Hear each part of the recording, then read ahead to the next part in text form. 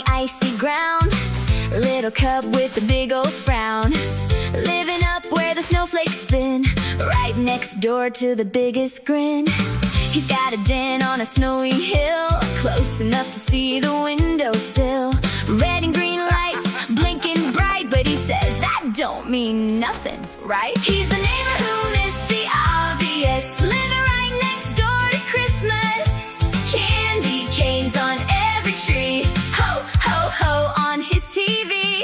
Reindeer tracks across his roof, sleigh bells ringing, that's the proof. But he just shrugs and rolls his eyes. I still don't believe in Santa Claus surprise. Yep, big bird. He found a boot print in the snow, size 1200, don't you know? He said, must be a really big bird. Nobody believed that, heard it absurd.